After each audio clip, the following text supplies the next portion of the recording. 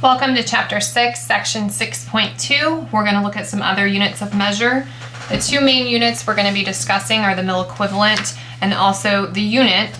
The milliequivalent we're going to see many times when we're calculating solutions for things such as potassium chloride or electrolytes, which are dissolved mineral salts.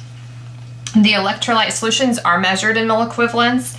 And a milliequivalent is the ratio of the weight of a molecule to its valence, which means the likely charge or ability to bond with an equally charged molecule.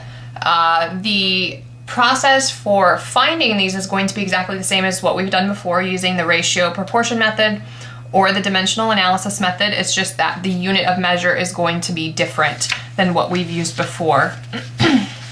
Also keeping in mind when we're talking about units and insulin, manufacturers do maintain the same concentration of insulin from brand to brand so that the standard insulin syringe will measure out a uniform unit. The insulin doses are always calculated in units, and although it's important to know the approximate volume in milliliters, the preparation will most likely involve the use of syringes, and those are going to be specially marked with units instead of milliliters. So let's open our books to page 155, and we're going to look at an example of milliequivalent and work out one of the problems together. So if you look at example 6.2.1, we'll see you're requested to add 44 milliequivalent of sodium chloride to an IV bag. Sodium chloride is available as a 4 milliequivalent per milliliter solution. How many milliliters will you add to the bag? So we're going to be solving for milliliters. That's going to be our variable. The requested dose or desired dose is 44 milliequivalent. And the available solution is 4 milliequivalent per milliliter. So our proportion is going to look exactly like all of our other ones have done in the past. The only difference is our unit, which is the milliequivalent. They both line up. The milliliters line up just like they would before, so we can go ahead and solve for X.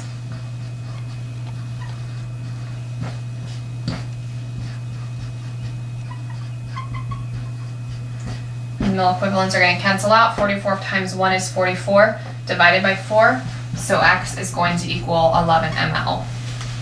So pretty straightforward. It's the same process, just a different unit. So don't let that confuse you. All right, let's go ahead and work on a couple of the practice problems on page 164.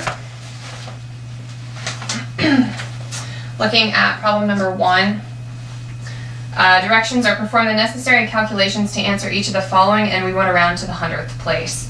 An order requires 30 milliequivalent of potassium phosphate. You have a 4.4 milliequivalent solution. How many milliliters should you put in the IV bag? So again, we're going to be solving for milliliters. So that's going to be our X, or unknown. The desired dose is 30 milliequivalent. And then the available formulation is 4.4 milliequivalent in every 1 milliliter.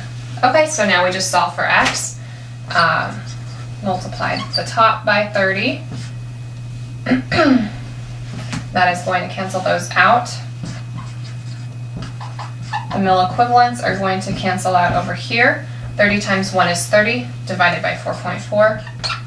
And that is going to give us 6.8181. But remember, they want us to round to the 100th. That's an 8, so we're going to round up to 6.82 ml.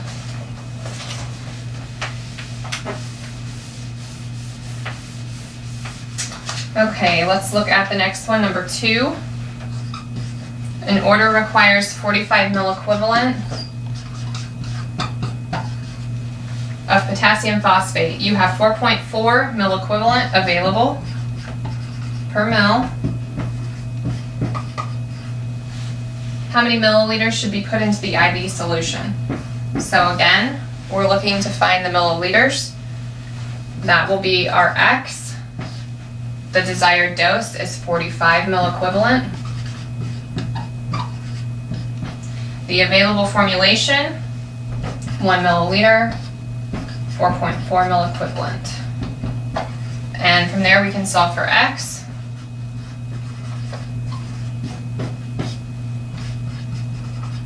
Whoops, 45. The milliequivalents cancel out. 45 times 1 is 45. Divide that by 4.4. And that leaves us with 10.227273. And remember, we're running to round to the 100th, so we're going to round that to 10.23. So that's a 7. We will round up. And again, our answer is in milliliters.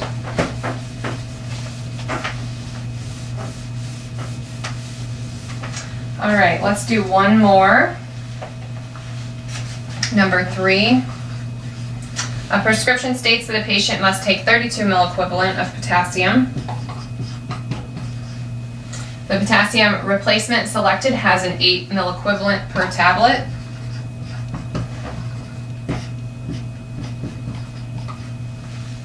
How many tablets should the patient need to take? So we're trying to solve for tabs. So that's going to be our variable. So instead of milliliters, it's going to be tablets. The desired dose is 32 milliequivalent. And the available formulation is 1 tablet, has 8 milliequivalents in it. Okay, so our units of measure line up. We're going to solve for X. These are going to cancel out. Milliequivalent is going to cancel out. 32 times 1 is 32. We're going to divide that by 8. So X is going to equal 4 tablets. So we're going to solve these. These are going to be exactly the same as our other proportions we've done in the past. The only difference is the unit of measure is changed.